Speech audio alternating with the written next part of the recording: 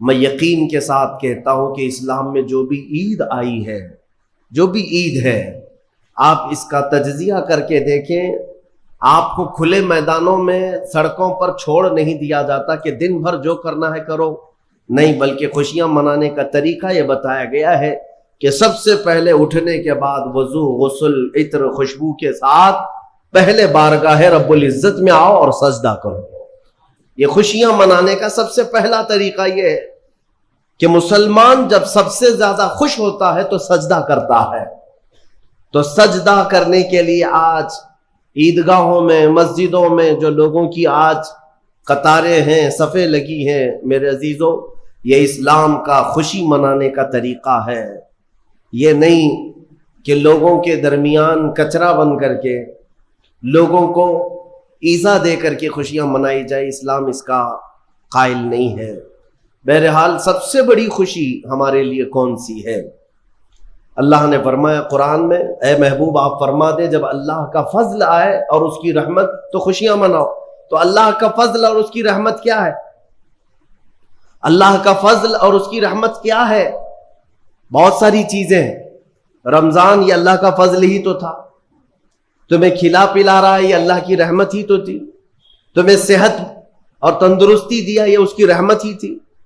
तो ये फजल और ये रहमत है। लेकिन सबसे बड़ी रहमत जब तुम्हारे पास आए तो खुशियां मनाओ। कुरान कहता है सबसे बड़ी रहमत क्या है? वमा अरसलनाका इल्ला रहमतल लिल आलमीन।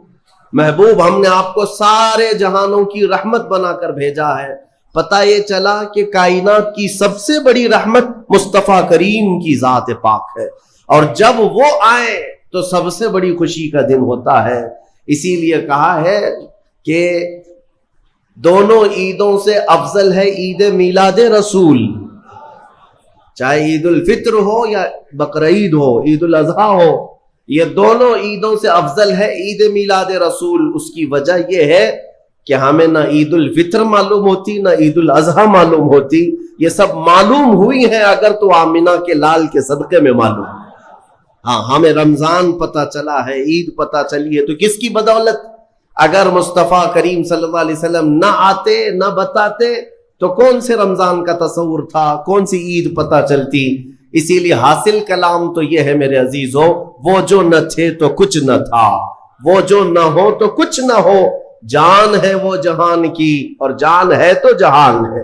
आज ईद अगर मनाना भी है तो मैं ये जरूर कहूंगा कि आज ईद पढ़ने के बाद, नमाज पढ़ने के बाद सबसे पहला काम जो आप करते हैं वो क्या है? सबसे पहला काम आप ये करते हैं, अपने माँ बाप, अपने रिश्तेदारों से मुलाकात, और घर जल्दी भाग करके जाते हैं कि अपने बड़ों से मुलाकात करना है। आज मुसाफा मुआनका का दिन है। आपको अपने माँ बाप जिस कदर याद रहते हैं मेरे अजीजों, उस रसूल को आज हरगिज फरामोश ना करो जो अपने रात की तन्हाइयों में तुम्हें उम्मती उम्मती कहकर याद किया करते थे। आज उनका दिन है, आज उस रसूल पाक का दिन है। सूरज के डूबने से पहले पहले तक कसरत से मेरे आका की बारगाह में बैठकर दुरूद भेजो और अर्ज करो कि आका आज मेरी खुशी का दिन है। मैं अपने माँ, अपने बाप, अपने भाई, अपने बहन, सबसे ज्यादा अगर दुनिया में किसी से प्यार करता हूं तो आपकी जाते मुबारका है। रसूल पाक सल्लल्लाहु ताला अलैहि वसल्लम को याद करना आज की ईद के दिन का एक बहुत ही बड़ा हिस्सा है मोमिनों। बाकी मैं दूसरों के बारे में नहीं कह सकता जिन लोगों ने आज की ईद को जुआ का अड्डा बना लिया हो, शराब पीने का जरिया बना लिया हो, सिनेमा थिएटर पे जाकर के ऐश करने का जरिया समझा हो। मैं समझता हूं कि उनके अंदर रूह इस्लाम नहीं आई। अगर इस्लाम की रूह होती, अगर ईमान उनके कल्ब में बशाशत पैदा कर चुका होता तो हरगिज वो ऐसी जगह कदम भी नहीं रखते। ऐ मेरे अजीजों, आज मुस्तफ़ा करीम सल्लल्लाहु अलैहि वसल्लम के सच्चे गुलाम बन करके दिखाने का भी दिन है। आज दुनिया तुम्हें देख रही है, आज पूरी दुनिया देख भी रही है और डर भी रही है कि ये बाहर निकले हैं, आज क्या होने वाला है।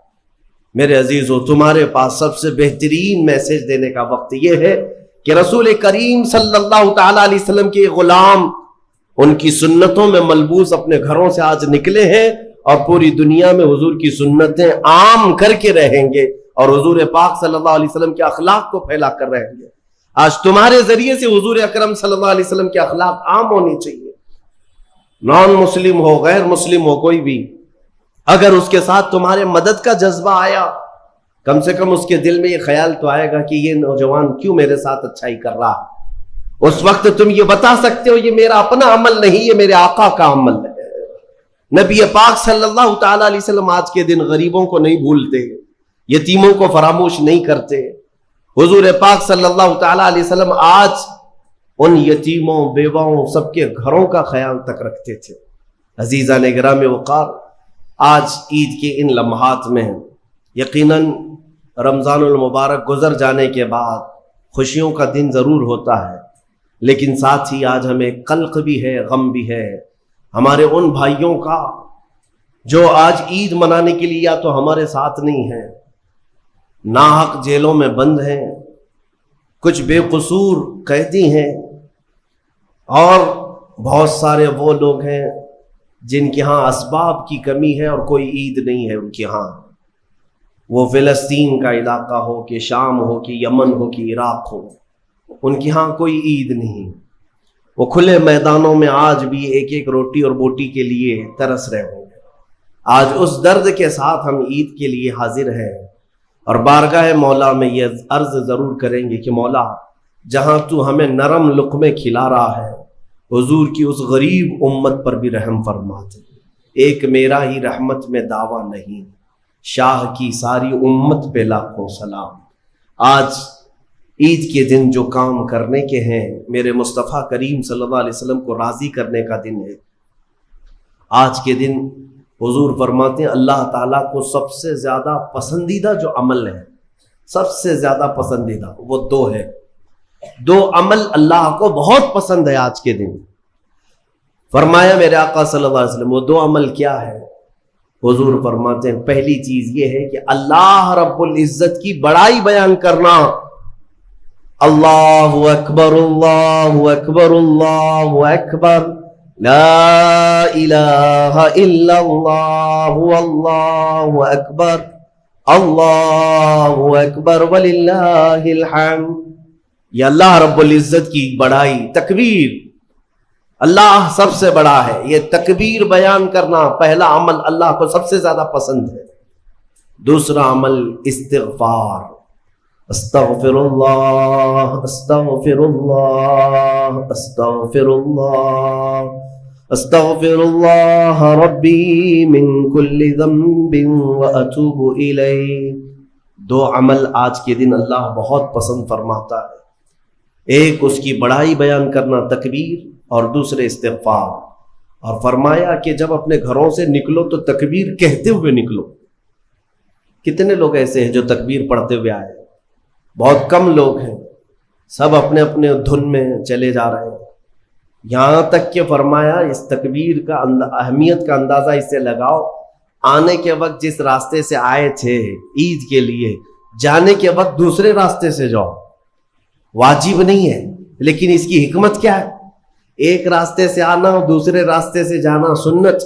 फरमाया गया कि जब तुम एक रास्ते से तकबीर पढ़ते हुए आते हो तो उस रास्ते पर मौजूद जितने मकान, पत्थर, दरख्त हैं वो सब तुम्हारी तकबीर की गवाही देंगे। क़यामत के दिन तुम्हारी तकबीर की वो गवाही देंगे कि मौला ये हमारे सामने से तेरी बड़ाई करता हुआ गुजरा है। तो हो सके दूसरे रास्ते पर भी गुजरो ताकि ज्यादा से ज्यादा इन तमाम चीजों को अपनी तकबीर का गवाह बनाया जा सके। तो इससे अंदाजा करें कि तकबीर आज के दिन बहुत अहमियत की हामिल है और इसी तकबीर की आज जरूरत भी है मुसलमान को। इकबाल ने बहुत अच्छे अंदाज में कहा था, कुफ्र दम तोड़ देगा टूटी हुई शमशीर के साथ, गर तुम निकल आ जाओ एक बार नारे तकबीर के साथ। मतलब यह है कि उस तकबीर का आज भी बहुत सारे लोगों को इंतजार है, जिस तकबीर की आवाज से ही कुफ्र के खेमों में हलचल मच जाए। वो सिर्फ और सिर्फ हलक से निकलने वाली तकबीर नहीं है, वो ईमान की बशाशत और तवक्कुल के साथ निकलने वाली तकबीर है। अल्लाह रब्बुल इज्जत हम सबको कहने सुनने से ज्यादा अमल की तौफीक अता फरमाए। आज मेरे अजीजों, ईद उल फित्र में जो नहीं करने के काम है वो मुझे बताने की जरूरत नहीं, समझदार तबका है हमारा। आज शाम तक एक बात तय करके रख लेना, क्योंकि कल रात को ही शैतान आया है छूट करके, कैद से, और वो अपने पूरे फोर्स के साथ चाहता है कि तुम्हें किसी न किसी तरह से इन रास्तों से लेकर गुनाहों के अड्डों पर ले जाओ। कितने ऐसे लोग हैं जो एक ही दिन में उसके शिकंजे में फंस जाते हैं, ये उनका मामला है। इसीलिए आज शाम तक अपने आप को कंट्रोल करो कि मैं ना आज गाने बजाने, सिनेमा और जुओं की तरफ जाऊंगा और ना ही बेहयाई के अड्डों की तरफ जाऊंगा। आज का दिन अल्लाह रब्बुल इज्जत अपने फरिश्तों पर रश्क फरमाता है। तवज्जो तो चाहता हूं, तवज्जो। ईद के दिन जब बंदे सजदे में गिरते हैं, ईदगाह हो कि मस्जिदें हो, जैसे ही तुम ईद के दिन सजदे में चले जाते हो, ये लम्हा कौन सा है जानते हैं आप? ये लम्हा कौन सा है? जिस दिन दुनिया पूरी, आप भी रमजान भर सजदे में गए होंगे, इबादतें करके भीख क्या मांगते थे? अल्लाह तू राजी हो जा। हम यहां मांग रहे थे, लेकिन ईद के दिन के सजदे के बारे में फरमाया गया, जैसे ही उम्मत सजदे में जाती है, मौला सारे फरिश्तों में ऐलान फरमाता है, फरिश्तों आओ देखो मेरे बंदे, मैं इन सब से राजी हूं और इन सब पर मुझे रश्क आता है।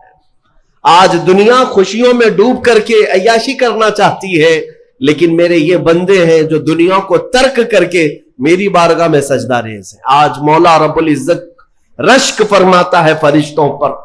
इसलिए मेरे अजीजों, निहायती इखलास के साथ, इत्मीनान के साथ और अल्लाह रब्बुल इज्जत की बारगाह में अपने आप को खुद सुपुर्द करके ईद की नमाज अदा करें, और उम्मीद है कि ये ईद हमारी एक इनकलाब लाएगी इंशाअल्लाह। नमाजों का एहतमाम, और घर के अंदर भी औरतें रोजाना झगड़े फसादात जो होते रहते हैं, कुछ भी हो, कुछ खाने पकाने में, कुछ बनाने में औरतों की एक सुस्ती काहिली की वजह से या मर्द की अलग अलग ख्वाहिशात की वजह से झगड़े होने लगते हैं। लेकिन हमने अक्सर तौर पर देखा रमजानुल मुबारका में औरतों की भी ये एहतमामात कि वो रोज नया बनाने में कभी उकताहट महसूस नहीं करती। रोजाना उन्हें इफ्तारी की तैयारी करनी है और सहरी की तैयारी करनी है। वो खुद से नई नई चीजें बनाने की कोशिश कर रही होती हैं। वहां कोई झगड़े फसादात नहीं, कोई शोहर डांट नहीं रहा है कि क्या रोज दाल चावल है। तो ये औरतों के अंदर भी माहौल लेकर के कौन आया? ये रमजान लेकर के आया। कुरान का पढ़ने का जितना रिवाज बन जाता है रमजान में, दूसरे दिनों में नहीं होता। और आम नौजवानों के सरों पर टोपी जितनी तेजी से आती है, इतना दूसरे दिनों में नहीं आती। और सारी तब्दीलियां हैं जो आप महसूस कर सकते हैं। अब मैं आपको एक चीज बताने चाहता हूं, जब कभी हम कोई इलाज करते हैं तो इलाज हो जाने के बाद फिर एक बार टेस्ट करना चाहिए कि इलाज हुआ भी कि नहीं हुआ। मलेरिया हुआ था, टाइफाइड हुआ था, डॉक्टर ने बताया कि तुम्हें मलेरिया हुआ है, टाइफाइड हुआ है, दवा दे दी। आपने कंटिन्यू 5 दिन दवा खाई, 7 दिन दवा खाई, और उसके बाद अच्छे भले लगने लगे, तो फिर आपको देखना भी तो चाहिए कि मलेरिया गया कि नहीं, टाइफाइड खत्म हुआ कि नहीं। तो क्या करेंगे? टेस्ट करेंगे। आप टेस्ट करवाएंगे, जाकर के ब्लड टेस्ट करो कि मेरे इसमें मलेरिया की कोई चीज पाई तो नहीं जा रही, टाइफाइड तो नहीं है। तो दोबारा टेस्ट करने पर पता चलता है कि जो गोलियां खाई थी वो असर करी है कि नहीं करी। ऐसी ही रमजान आया था तुम्हें परहेजगार बनाने के लिए। अल्लाह ने कुरान में फरमाया लअल्लकुम तत्तकून, रोजे फर्ज किए गए इसलिए कि तुम तकवे वाले हो जाओ। इलाज मुसलसल किया है रमजान में, अभी आखिरी अशरा है और उसमें भी चंद दिन बाकी है।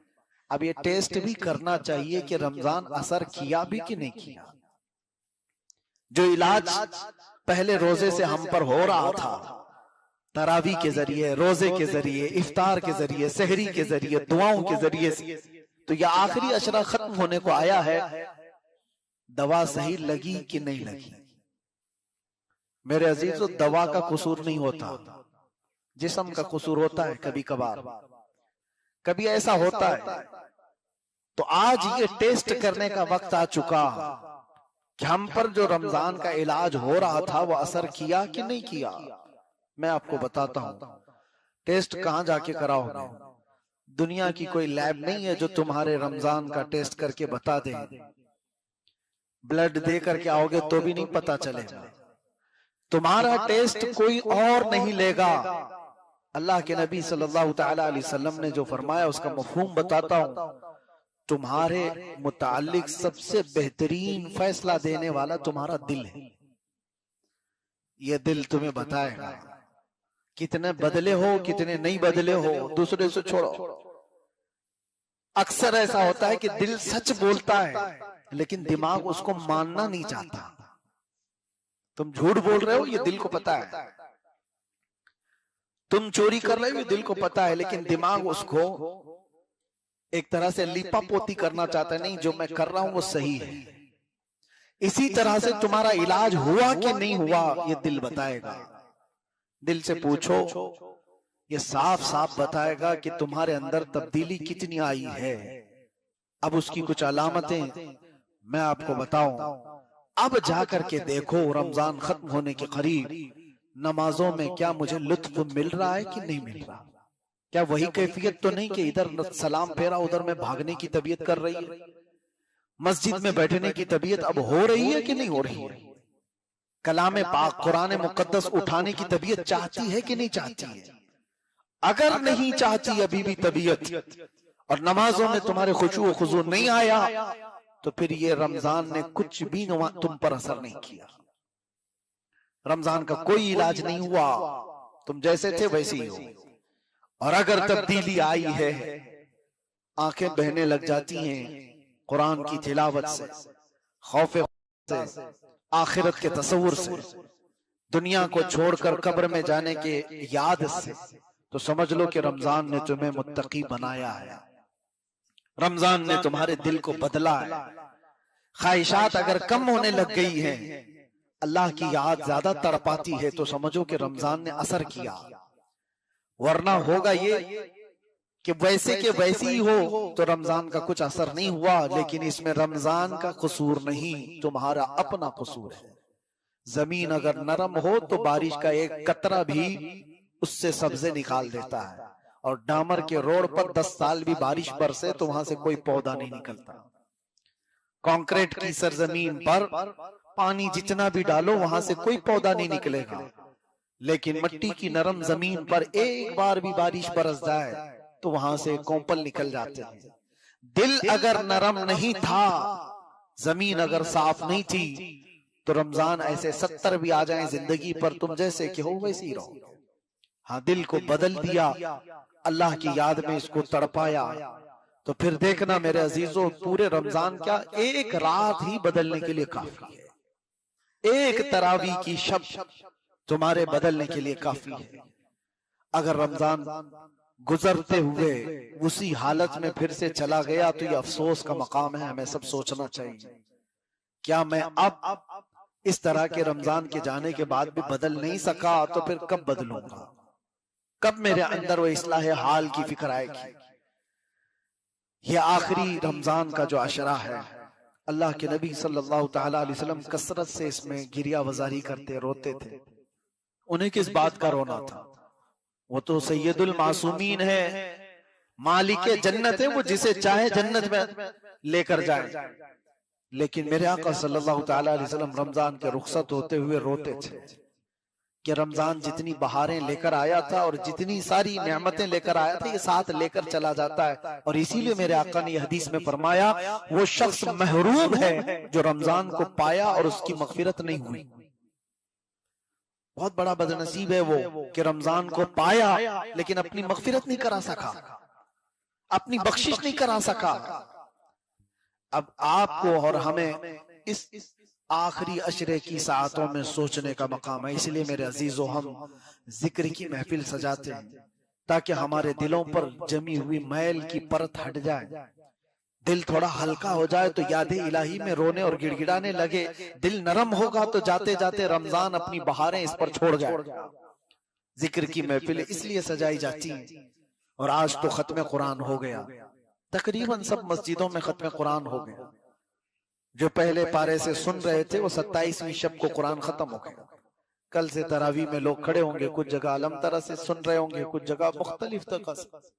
लेकिन वो सिलसिला जो कुरान अजीम के सुनाने का स्टेप बाय स्टेप चलता था, वो खत्म हो गया। तो यही हमारे लिए फिक्र की बात है कि जो रोजाना तिलावत करना आज 18 पारा सुना, कल 19वां पारा, फिर परसों 30वां पारा। इस तरह से ये जो कुरान सुनने का निजाम था ये हमसे रुखसत हुआ। तो मेरे अजीजों, ये खुद अपने आप में बहुत बड़ी नेमत जाने का है। तुम्हारे घर से अगर एक जनाजा उठा निकला तो क्या वो दोबारा आ सकता है? तुम्हें अफसोस होता है मेरे वालिद चले गए, उनकी जिंदगी में मैं ये कर सकता था, उनकी जिंदगी में ये कर सकता था, यादें रह जाएंगी।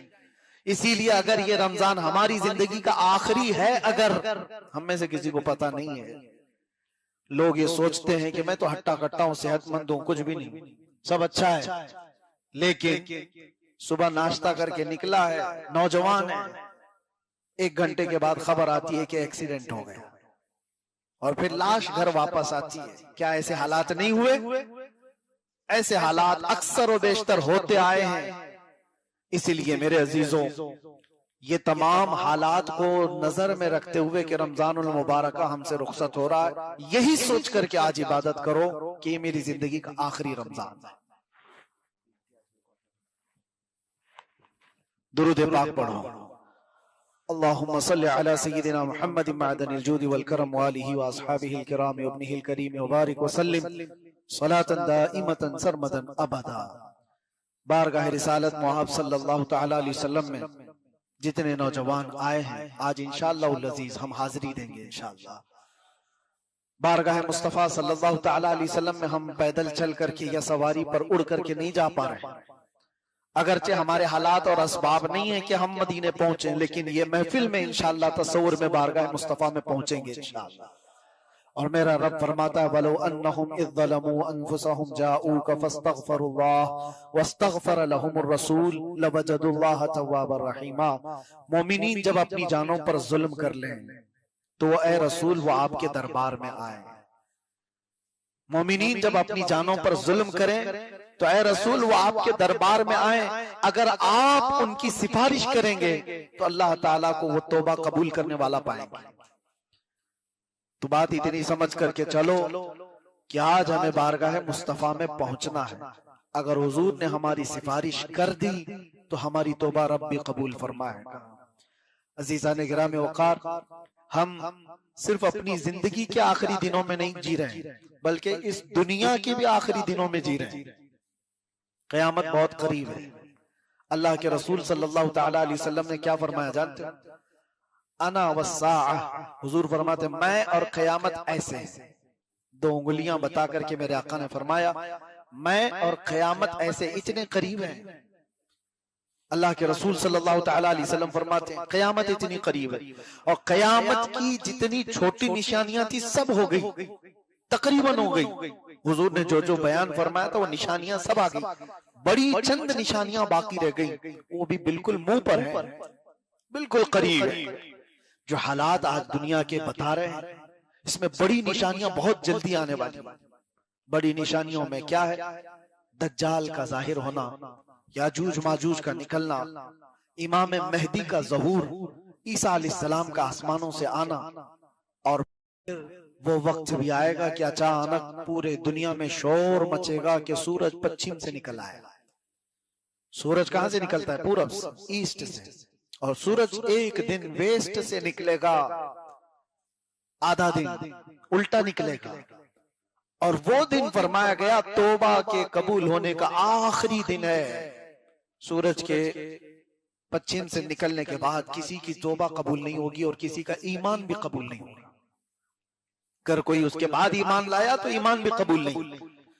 दाब्बतुल अर्द का निकलना पर होगा, जो पूरी दुनिया में घूमेगा, मुसलमान की पेशानी पर वो एक मोहर लगाएगा सुलेमान अलैहिस्सलाम की अंगूठी से, और काफिर की पेशानी पर वो मूसा अलैहिस्सलाम के असा से एक लकीर खींच देगा।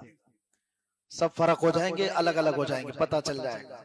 लेकिन उससे पहले के जो हालात हैं, हुजूर पाक सल्लल्लाहु तआला अलैहि वसल्लम ने जो फरमाया मैं देख रहा हूं, कयामत उस वक्त तक नहीं आएगी जब तक पूरी दुनिया में यहूदी और ईसाइयों की हुकूमत ना हो जाए। बिल वास्ता या बिला वास्ता मक्का और मदीने को छोड़कर पूरी दुनिया पर ये काबिज हो जाएंगे। जो हालात बन रहे हैं, लोग अपने अपने मजे में जी रहे हैं, लेकिन हालात ये आएंगे। क्या पता हम जिस वक्त चल रहे हैं ये वो हालात हैं जब उनकी हुकूमत का हो, लेकिन एक वक्त वो भी आएगा। मेरे आका सल्लल्लाहु अलैहि वसल्लम ने फरमाया फिर ये हुकूमतें खत्म होगी, इमाम मेहदी का ज़हूर होगा, तो पूरी कायनात में एक घर भी नहीं होगा जहां से ला इलाहा इल्लल्लाह की आवाज ना आती। पूरी दुनिया में एक घर भी बाकी नहीं रहेगा जहां इस्लाम ना होगा। हर घर से ईमान वाला और इस्लाम वाला, और फिरके भी नहीं होंगे, सब एक दीन पर होंगे, एक दीन पर, हक दीन पर कायम होंगे। पूरी दुनिया की बात कर रहा हूं। लेकिन मेरे अजीजों, अब ये नसीब की बात है, हम उस दौर में नहीं हैं, हम उससे पहले वाली निशानियों के दौर में। क्या पता हमारी जिंदगी के वो अय्याम आएंगे जब इमाम मेहदी का ज़हूर होगा, वो दिन भी हम देखेंगे जब गलबा इस्लाम का होगा, ईमान का होगा, नहीं पता। लेकिन अगर उससे पहले ही दुनिया से जाने वाले हैं तो ये बहुत खतरनाक है। अगर हम जल्दी दुनिया से जाने वाले हैं फितनों के दौर में, अल्लाह अकबर, डर है। किस चीज का डर है? हुजूर ने फरमाया सुबह मोमिन उठेगा लेकिन शाम तक काफिर हो जाएगा। ये फितनों के दौर में हुजूर ने फरमाया। और तस्बीह के दाने जिस तरह से तस्बीह टूट जाने के बाद गिर जाते हैं, हुजूर फरमाते मैं देख रहा हूं मेरी उम्मत में फितने इस तरह से होंगे जैसे तस्बीह के दाने, एक को संभालने जाएगा दूसरा निकल जाएगा, दूसरा पकड़ने जाएगा तीसरा निकल जाएगा। ये आज वही दौर है। एक फितना खत्म करने के लिए आप कोशिश करेंगे तो दूसरा और एक फितना आपके सामने नजर आएगा। एक फिरका अभी खत्म नहीं हुआ था कि दूसरा फिरका खड़ा हो जाएगा। ये वही दौर है। और हुजूर पाक सल्लल्लाहु तआला अलैहि वसल्लम की जो निशानियां की गई, उसमें एक निशानी ये भी है जो अनकरीब आएगी। लोग मुसलमान को देखकर ऐसा ताना मारेंगे जैसे जिना करने वाले को ताना मारते हैं। कहते हैं सारे लोग दिखा दिखा के बोलेंगे ये देखो ये मुसलमान है। यानी मुसलमान बन करके रहना इतना सख्त हो जाएगा कि सारे लोग उसको उंगली दिखा दिखा करके ताना मारेंगे, जैसे चोर को आज ताना मारते हैं लोग। आज कोई बुरा आदमी हो तो लोग अपने मुंह छुपा ले या फिर उसकी तरफ इशारा करके बताते हैं ये देखो ये रेपिस्ट है, ये देखो ये जानी है। एक दौर वो होगा जो सच्चे मुसलमान को लोग इस तरह दिखा दिखा करके बोलेंगे। बाकी सब क्या होंगे? वो सब डूबे हुए लोग होंगे, वो सब गुमराह होंगे। इसीलिए तो एक अच्छा दिखेगा तो सारे लोग ताना मार रहे होंगे। वो दौर बहुत करीब है जो मैं महसूस कर रहा हूं। अच्छे लोगों की कमी इतनी ज्यादा है मेरे अजीजों। परखने पर आ जाए तो बहुत सारे लोग निकल जाएंगे। कितने लोग हलाल खाने वाले बाकी रह के पता ही नहीं। कितने लोग वो हैं जिनकी 5 वक्त की नमाजें वो गिनने में भी नहीं मिलेंगी। एक वक्त वो था इमाम आजम अबू हनीफा के दौर में, मस्जिद का मुतवल्ली उसे बनाया जाता था जिसकी तहज्जुद ना छूटती हो। यहाँ तो ढूंढने जाओगे फजर और असर और जोहर का ठिकाना नहीं, तहज्जुद कहां से। और उनके दौर में ये फरमाया गया था अब्दुल्ला इब्न मसूद के बारे में, उन्होंने उस वक्त कहा था कि जितने अहकाम तुम्हें बताए गए हैं उनमें से अगर तुम 10% भी छोड़ दोगे तो गुमराह हो जाओगे।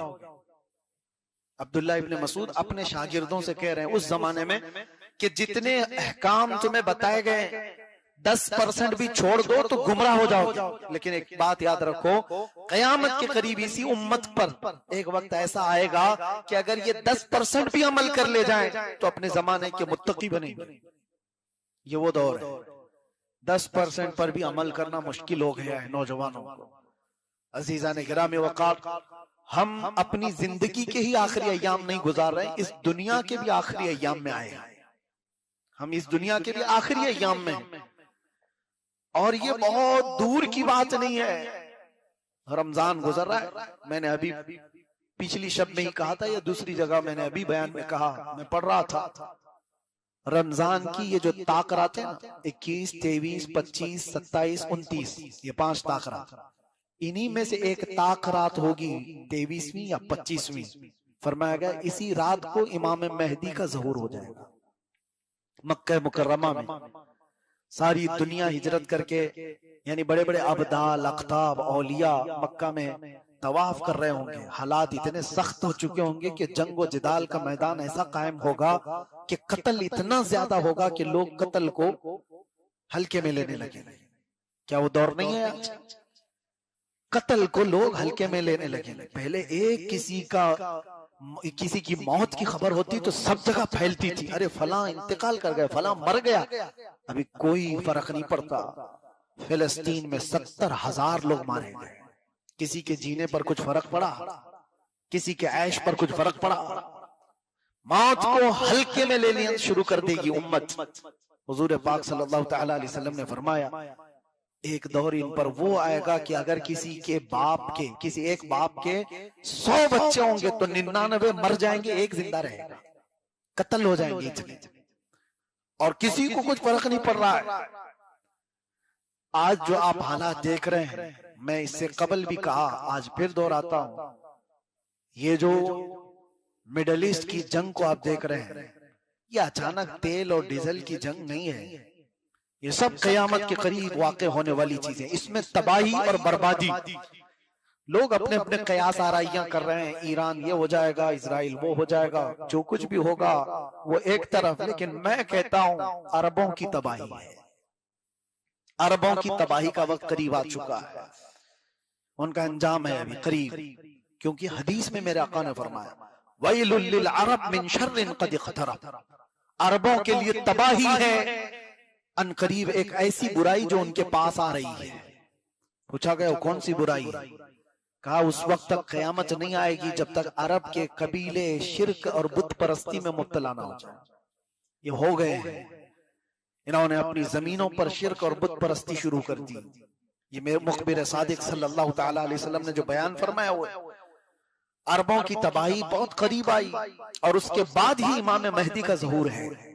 ये जो आपको मैं हालात बता रहा हूं, पूरी दुनिया इतनी परेशान होगी कि लोगों की जानें बहुत कसरत से जा रही होंगी, तो लोग गिड़गिड़ा कर दुआ कर रहे होंगे कि मौला इमाम महदी को जाहिर कर दे, इमाम महदी को जाहिर कर दे। और रमजान का महीना होगा, लोग उम्रे पर होंगे और लोग वहां पर तवाफ में मशगूल होंगे, तो कई अब्दाल अख्ताब औलिया की दुआ पर रब ताला मकाम इब्राहिम और हजर अस्वद के बीच में इमाम महदी का जाहिर फरमाए। इमाम महदी कोई आसमान से आने वाले नहीं, वो जमीन के किसी सुराख से निकल करके आने वाले नहीं, बल्कि मेरे आका ने फरमाया महदी जो पैदा होंगे वो मदीने में होंगे और उनके बाप का नाम भी हुजूर के बाप के नाम पर होगा। महदी का नाम मोहम्मद होगा, उनके बाप का नाम भी अब्दुल्ला होगा। हुजूर पाक सल्लल्लाहु अलैहि वसल्लम ने ये सारी निशानियां बताई। मैं क्यों जिक्र कर रहा हूं इमाम महदी का? इसलिए जिक्र कर रहा हूं कि उनके जाहिर होते ही पूरी दुनिया में ऐसी तब्दीली आएगी, ऐसी तब्दीली आएगी। फरमाया गया कि शेर और बकरी एक साथ चल रहे होंगे, शेर बकरी पर हमला नहीं करेगा, अमन का वो माहौल आएगा कि कोई किसी पर जुल्म नहीं कर रहा होगा। इसीलिए मैं जिक्र कर रहा हूं, काश हमारी उम्रें ऐसी हों कि इमाम महदी के ज़हूर पर हम जिंदा रहे, वरना उससे पहले जाने वाले हैं तो हमारा कोई ठिकाना नहीं, कोई भरोसा नहीं किस हाल में दुनिया से जाने वाले हैं। हुजूर पाक सल्लल्लाहु तआला अलैहि वसल्लम फरमाते हैं, तुम कब्रिस्तान के पास से गुजरोगे, कब्रों वालों को देख करके तुम ये तमन्ना करोगे, काश इसकी जगह मैं सोया होता तो ज्यादा अच्छा होता, इसलिए कि वो फितनों से महफूज चला गया। आज के दौर में जो फितने हैं वो नहीं देख रहा है, वो देखा भी नहीं, और हम जो जिंदा हैं पता नहीं और कौन कौन से फितने देखने वाले। मेरे अजीजों, आज आपने जो उड़ती उड़ती खबरों में एप्स्टीन फाइल वगैरह के जिक्र सुने, पूरी दुनिया में इस पर जो बहसें हुई, क्या है ये चीज? ये पूरा दीदा व दानिस्ता शैतान की प्लानिंग है। वहां पर शैतान की इबादत का एक पूरा प्रमोशन है। मैं आज से कई 10 साल कबल ये कहता था कि मैंने जो पढ़ाई की थी दज्जालियात पर, पूरी दुनिया में एक ताकतवर कहलाने वाली कौम है जो बड़े बड़े से को जमा करती है और शैतान की इबादत पर उकसाती है, और पूरी दुनिया में वो एक निजाम लाना चाहते हैं, जितना जितना खुदा का निजाम है इसको तोड़ना है। ये एप्स्टीन फाइल वगैरह सब, अरे ये वो पैसे वाले लोग हैं जिनको किसी चीज की कमी नहीं, उनको 12 साल की बच्चियों से जिना करने की क्या जरूरत पेश आई? छोटी 9 साल की 10 साल की बच्चियों के साथ रेप करने की क्या उनकी ये हवस कैसे? मैं आपको बताता हूं, आमतौर पर मर्द अगर ख्वाहिश भी करेगा तो अपनी उम्र या अपनी उम्र से थोड़ी छोटी औरत के साथ वो बदकारी कर लेगा, लेकिन ये तबीयत और फितरत के खिलाफ चीज कर रहा है आदमी, जो छोटी छोटी सी बच्चियों को उठाकर। वजह यह है कि शैतान के यहाँ निजाम ही ये है, शैतान के यहाँ निजाम ही है, जो खुदा के यहाँ बहुत ज्यादा वईद वाली चीज है वो करके दिखाओ, जो अल्लाह को सबसे ज्यादा नापसंद है वो करके दिखाओ। मैं तुम्हें ताकत दूंगा जमीन पर, मैं तुम्हें शोहरत दूंगा जमीन पर, मैं तुम्हें माल दूंगा जमीन पर। इब्लीस लईन उब्बादुश शैतान नाम की एक तंजीम कायम है, आपको पता है, डेविल वर्शिपर्स, ये शैतान की पूजा करने वाले वो लोग, इसमें बड़े बड़े लोग मौजूद हैं। ऐसा नहीं है कि आप समझ रहे हैं कि ये कुफार और मुशरिकीन है, अरब के बादशाह भी इसमें मुलव्विस है। अरब के बादशाह, इनके जुब्बे कुब्बे, इनके रुमाल गुमाल ना देखो, ये वो लोग हैं जिन्होंने बाल की इबादत की है, ये वो लोग हैं जिन्होंने अपना ईमान सब कुछ वहां बेच दिया है सिर्फ और सिर्फ पावर हासिल करने के लिए। शैतान थोड़ी देर के लिए पावर दे भी देगा, क्योंकि ये अल्लाह ताला ने उसको ताकत दी है, और अल्लाह ने फरमाया कयामत तक तुझे मोहलत दिया, तू जितना कर सकता है अपनी ताकत के हिसाब से कर। शैतान ने यह कहा भी था अल्लाह से कि मैं तेरी पूरे बंदों को जहन्नम में झोंक दूंगा, मैं उनके सीधे रास्ते पर बैठूंगा, इधर से, सामने से, दाएं से, बाएं से, जिधर से भी वो गुजरेंगे मैं तुझसे उन्हें दूर करूंगा। कुरान में है, शैतान कहता है लअक़उदन्न लहुम सिरातकल मुस्तक़ीम थुम्मा लआतियन्नहुम मिन बैनि अयदीहिम व मिन खल्फिहिम व अन अयमानिहिम व अन शमाइलिहिम, उनके दाएं से, उनके बाएं से, उनके आगे से, उनके पीछे से मैं आकर उन्हें तेरे रास्ते पर चलने वाले को हटा दूंगा। और रब ताला ने उससे एक बात फरमाई थी, जा तुझे मोहलत दी गई इला यौमिल वक्तिल मालूम, क़यामत तक। लेकिन एक बात है, इन्ना इबादी लैसा लका अलैहिम सुल्तान, मेरे कुछ बंदे होंगे जिन पर तेरा दाव नहीं चलेगा। वो कौन लोग हैं? वो कौन लोग हैं जिनको शैतान चाह करके भी उस रास्ते से नहीं हटा सकता? वही आज मैं कहना चाहता हूं। अल्लाह तबारक व तआला ने कुरान में उनका जिक्र फरमाया, कुछ लोग वो होंगे जिन पर तेरा दाव नहीं चलेगा। वो इस जमीन पर वो बंदे हैं जो खालिस मेरी रजा के लिए जिया करते हैं। उनका हर सजदा, यहां आज मैं ये बात कहने आया हूं, नमाज किस लिए पढ़ रहे हो? जन्नत मिलेगी कि नहीं मिलेगी? अल्लाह के नबी सल्लल्लाहु ताला अलैहि वसल्लम ने फरमाया, ईमान की हालत में दुनिया से जाओगे तो जन्नत मिलेगी कि नहीं मिलेगी? तो जन्नत की ख्वाहिश है कि नहीं? जन्नत की ख्वाहिश है। इबादत हमने जन्नत हासिल करने के लिए की है, लेकिन एक जमात ऐसी है क़यामत के दिन मग़फ़िरत हो गई और क़यामत के दिन उनको लाया गया। अल्लाह ताला फरमाता, 3 जमातों का जिक्र है हदीस में। एक जमात है जन्नत में जाने वाली, तीनों जमातें जन्नती। अल्लाह ने एक जमात से पूछा, तुम क्यों इबादत करते थे? उन्होंने कहा, अल्लाह तेरी जन्नत की नियामतों के तज़किरे हमने बहुत सुने थे, ऐसी नियामतें, ऐसी नियामतें, ऐसी नियामतें, हमें तो जन्नत हासिल करना ही था। अल्लाह ने फरमाया, जन्नत की ख्वाहिश करना भी इबादत है, मैंने तुम्हें जन्नत दे दी, जाओ। दूसरी एक जमात, वो भी जन्नत में जा रही है, उससे रब ताला फरमाएगा, तुम क्यों इबादत करते थे, तुम क्यों गुनाहों से बचते थे, आज तुम्हारी बख्शिश हो गई है। वो कहेंगे, मौला तेरी दोज़ख से बहुत डर लगता था, भयानक अज़ाबात का हमने जिक्र सुना था, हम अपने आप को दोज़ख में झोंकने के लिए तैयार नहीं थे, इसलिए रातों को खड़े होकर तेरी इबादत करते थे। रब ताला फरमाता, मेरी दोज़ख से जो डरा उस पर भी मैं जन्नत वाजिब किया, जाओ जन्नत में चले जाओ। तीसरी जमात होगी, उनको पूछा जाएगा, तुम्हारी भी बख्शिश हो गई, तुम भी आज जन्नत में जाने वाले हो, बताओ तुम इबादत क्यों करते थे? वो कहते, मौला वो दोनों जमातें जो गई हम वैसे नहीं थे, हमको न जन्नत में जाने की ख्वाहिश थी न जहन्नम का कोई तस्करा, हम तो खालिस तेरी रजा के लिए इबादत करते थे। ये मुखलिसीन की जमात है, इसका ही जिक्र कुरान में है। ऐसी जमात पर शैतान का दाव नहीं चलेगा। अब सुनो आगे की बात, मजे की है। रिवायत में है, अल्लाह फरमाएगा, तुम मेरी रजा के लिए करते थे, मैं राजी हुआ, जाओ जन्नत में। वो कहेंगे, मौला अगर हम जन्नत में चले गए तो वो ताना मारेंगे कि तुम भी जन्नत के लिए करते थे और वहां बोल रहे हो अल्लाह की रजा के लिए। हम जन्नत में चले गए तो बदला हो जाएगा, हम नहीं जाएंगे। कोई ऐसी कौम है अल्लाह जन्नत दे रहा है और वो जा नहीं रही, वो कहेंगे कि रब ताला हमें जन्नत में ना भेज, हम तेरी रजा के लिए इबादत करते थे, तू राजी हो गया। अल्लाह फरमाता मेरी रजा यही है, अब जाओ जन्नत में। वो अड़े रहेंगे। रिवायत में मिलता है कि अल्लाह फरिश्तों को हुक्म देगा कि इनके हाथों और पैरों में बेड़ियां बांधो और इनको खींचकर जन्नत में ले जाओ। ये मुखलिसीन की जमात है, इनको खींच के ले जाओ जन्नत में। वही जमात है जिसके मुतालिक अल्लाह कुरान में फरमाता है इन्ना इबादी लैसा लका अलैहिम सुल्तान, मेरे वो बंदे हैं जिन पर तेरा दाव नहीं चलेगा, शैतान का।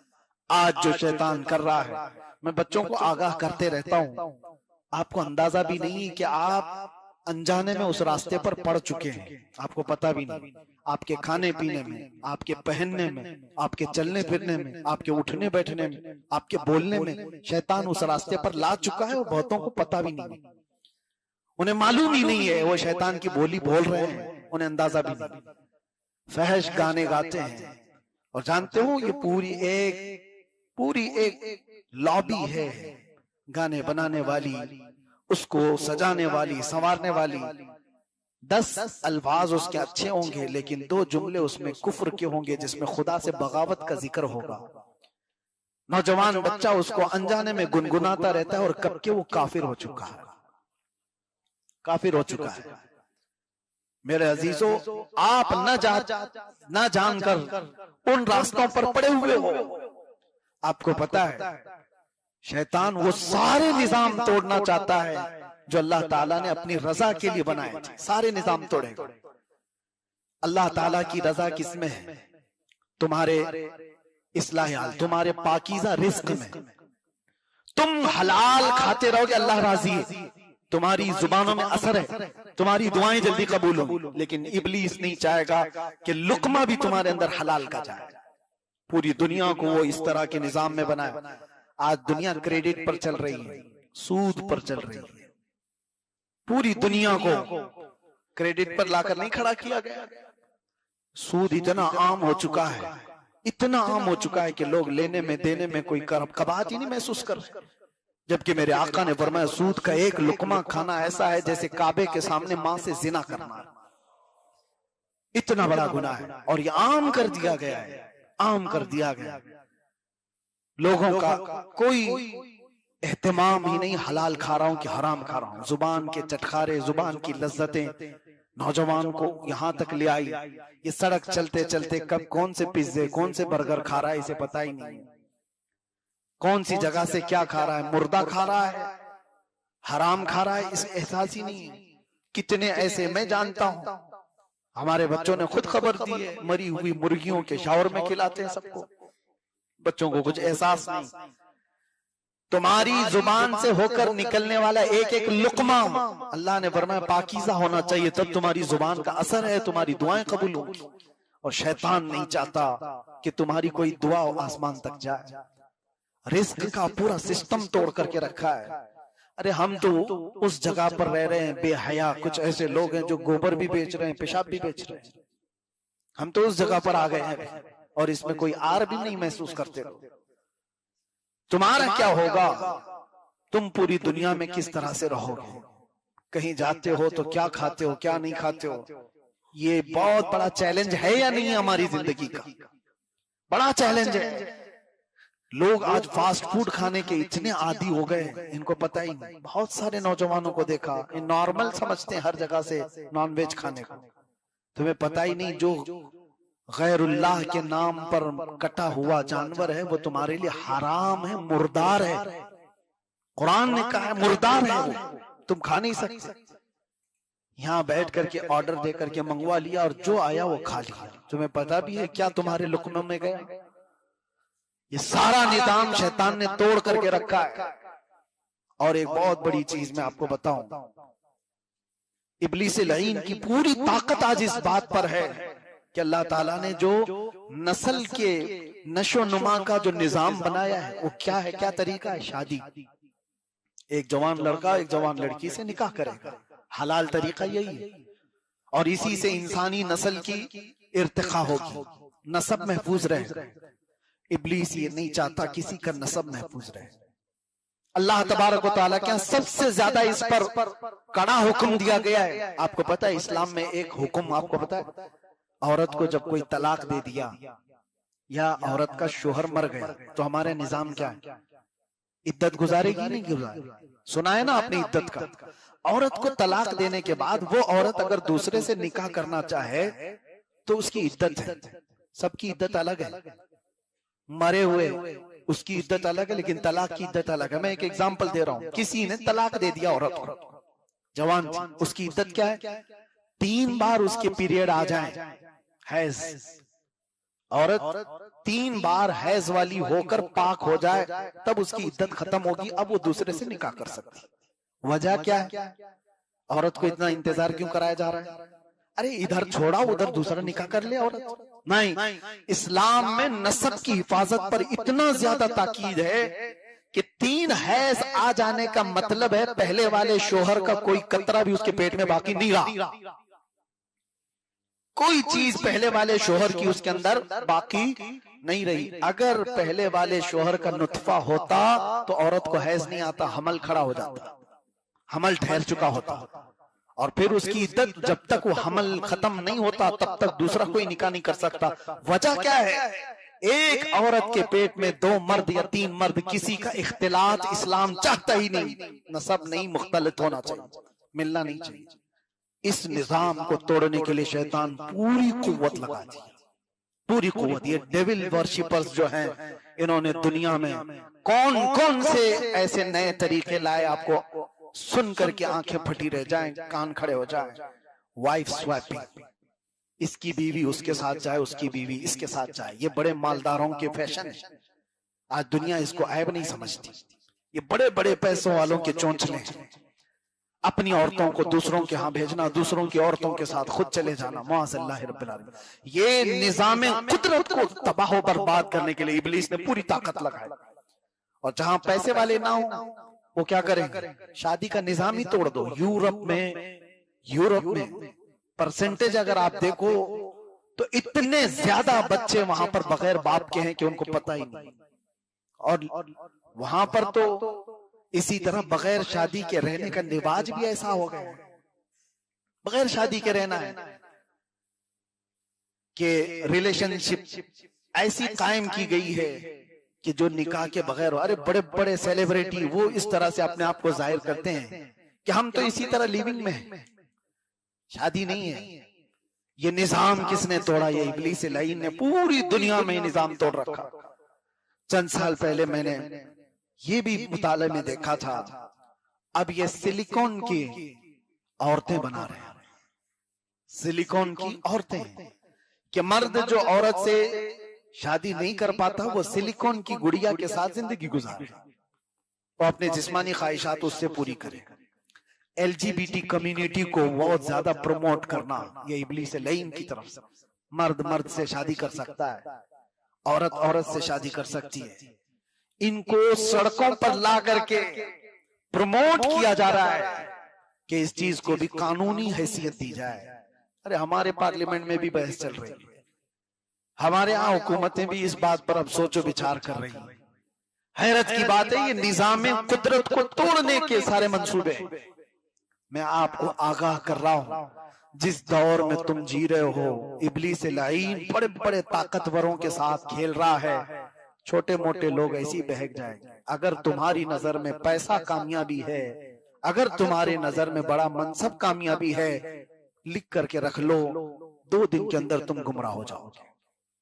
और अगर तुम्हारे नजदीक पैसा हासिल करना और बड़ा मनसब हासिल करना कामयाबी नहीं है, तो दुनिया की सारी ताकतें मिलकर के तुम्हें सालों में भी गुमराह नहीं कर सकती।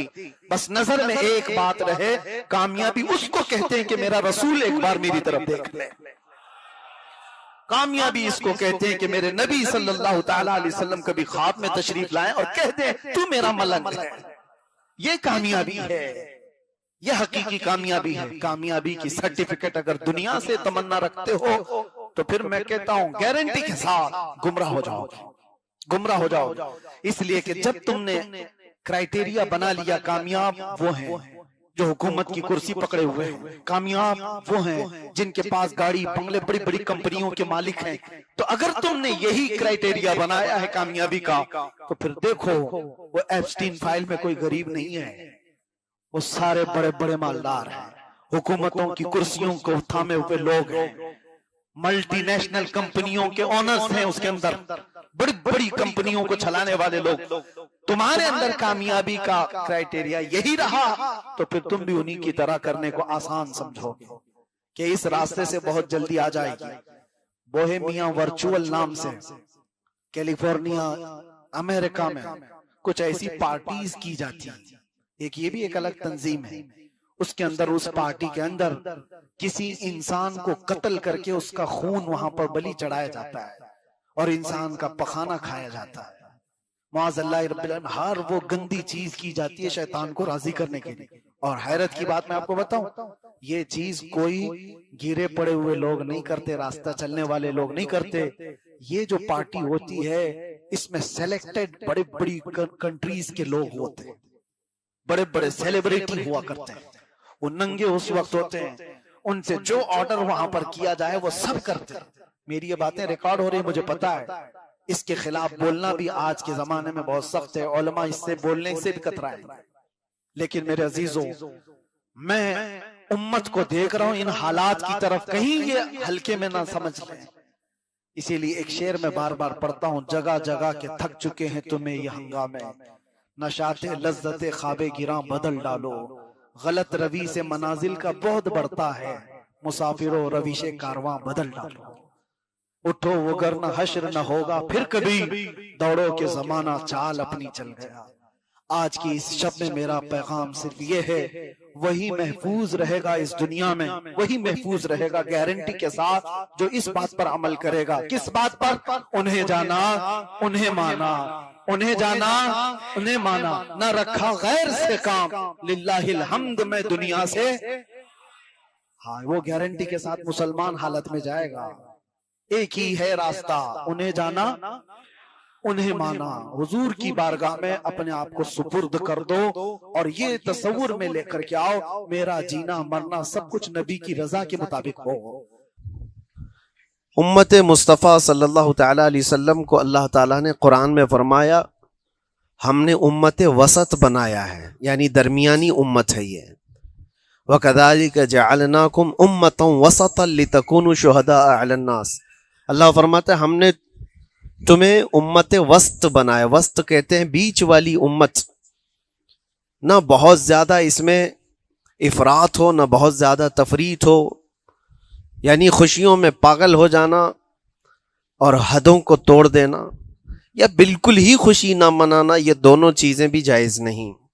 उम्मत मुस्तफ़ा दरमियानी रास्ते पर चलने वाली उम्मत का नाम है। हमें भी खुशियों के इजहार का जो तरीक़ा अता फरमाया गया वो ये तरीक़ा है जो आज आप अदा कर रहे हैं कि दुनिया खुशियों में मगन होती है तो न जाने वो कौन कौन से काम कर जाती है। उनके लिए शराब, कबाब, शबाब, सब कुछ चीज़ें जो ऐश और इशरत के लिए होती हैं सब इस्तेमाल कर लिए जाते हैं। लेकिन उम्मत मुहम्मदिया जब अपनी खुशियों का इजहार करती है तो सबसे पहले बारगाह रब्बुल इज़्ज़त में अपना सर झुकाती है। ये ईदगाह में ईद के लिए आना और अपनी खुशी का सबसे बेहतरीन इजहार है अल्लाह करीम की बारगाह में सजदा रेज़ होना। आज जो उम्मत मुस्तफ़ा सल्लल्लाहु अलैहि वसल्लम पूरी दुनिया में ईद की खुशियाँ मना रही हो, कल हो कि आज हो, सब जगह अल्लाह ये ईद सबके लिए बरकतों वाली और रहमतों वाली बनाए। आज के दिन इनाम भी तकसीम किए जाते हैं। जिन्होंने पूरे माह रमज़ान में रोज़े रखे, तिलावतें की, तरावी पढ़ा, आज ईद के दिन अल्लाह ताला उनको इनाम से नवाज रहा होता है। जब बंदे सजदा में होते हैं ईद के दिन, फरिश्ते अल्लाह करीम की बारगाह में अर्ज़ करते हैं कि मौला आज खुशियों का दिन है फिर भी ये तेरे दरबार में झुके हुए हैं। रब ताला फरमाता है, ए फरिश्तों, उनके सर उठाने से पहले तुम गवाह हो जाओ, उनकी बख्शिश का मैं ऐलान करता हूँ, और या वो जो मांगना चाहते हैं मैं उन्हें वो अता करता हूँ। तो ईद के दिन अल्लाह करीम बंदों को जो वो मांगते हैं अता फरमाता है कि आज उजरत का दिन है, आज इनाम का दिन है। लेकिन मेरे अजीज़ों, ख़ास तौर पर कुछ चीज़ें ऐसी हैं कि अल्लाह के नबी सल्लल्लाहु अलैहि वसल्लम ने यह भी फरमाया, मल्लम यहतम बि अमरिना फलैसा मिन्ना, जिसने हमारी उम्मत के बारे में सोचा नहीं किसी सुबह, हुजूर फरमाते हो मेरी उम्मत में से नहीं है। आज उम्मत के दर्द का एहसास भी ज़रूरी है। खुशियाँ यकीनन हमारे लिए हैं, लेकिन साथ में उन मजलूम फ़लस्तीनियों के लिए भी एहसास का जज्बा रखना है कि अपने दिल के अंदर इतना एहसास तो रखो कि जिनके घरों में महीनों हो गए खुशियाँ आए हुए हैं, जिनके घरों में खाना पानी और दवाइयाँ आए हुए बरसों हो गए हैं, उनके यहाँ हालात कैसे होंगे। वो टूटे बिखरे हुए पत्थरों के टुकड़ों पर ईद की नमाज पढ़ रहे हैं। और ये बात इसलिए मैं अर्ज कर रहा हूं कि हम यहाँ पर अगरचे हैं, लेकिन मोमिनीन की मिसाल एक जिस्म की तरह है। एक अज़ू को तकलीफ हो तो पूरे जिस्म को तकलीफ होना चाहिए। आज दिल बेकाबू हो जाता है जज्बात से कि जब उनके हालात देखते हैं तो मेरे अजीज़ों, खुशियाँ सब फीकी फीकी सी लगती हैं। कभी कभार हम सोचते हैं हमारे घर के सामने जनाजा रखा हुआ हो और एक दो नहीं कई लोगों का, तो फिर कैसी खुशियां होती हैं। फिर उसका हाल क्या होता है। छोटी छोटी सी बच्चियां अपने बाप की लाश को हिला हिला करके पुकार रही हो कि अब्बा मेरे लिए ईद का दिन है। कितने ऐसे वहां पर बच्चे हैं जिनको बेकसूर मार दिया गया है। आज वो दर्द का एहसास है। मेरे अजीजों, आज के दिन अच्छे कपड़े पहनना नाजायज़ नहीं है, खुशियां मनाना इसका मना नहीं है। हमने भी बहुत महंगे कपड़े सिलवाए हैं, लेकिन दिल में ये कभी कभार कसक उठती है कि नबी पाक सल्लल्लाहु ताला अलैहि वसल्लम की वो उम्मत जो मस्जिद अक्सा बैतुल मुक़द्दस के लिए अपनी जानें कुर्बान कर रही हैं, उनका जीना तो किसी काम का है। हम लोग किसकी हिफाजत में यहाँ लगे हुए हैं? किसी चीज की नहीं है। लेकिन आज के दिन ये एहसास दिल के अंदर रखो और ईद के दिन खास तौर पर उम्मत पर आए हुए इस जुल्म और सितम को दूर करने के लिए अल्लाह करीम की बारगाह में इल्तिजाएं करो और दुआएं करो। आज के दिन मौला दुआएं कबूल फरमाता है। रब तबारक व तआला हम सब की ईद को कबूल फरमाए और ख़ास तौर पर रब्बुल आलमीन फ़लस्तीन के निहत्ते मजलूम मुसलमानों की मौला गैब से मदद फरमाए, उनके दुश्मनों को हिलाको बर्बाद फरमाए और मौला करीम उम्मत मुस्तफ़ा सल्लल्लाहु अलैहि वसल्लम को खोई हुई इज़्ज़त और उसका वक़ार अता फरमाए। व आखिरु दावाना अनिल हम्दुलिल्लाहि रब्बिल आलमीन।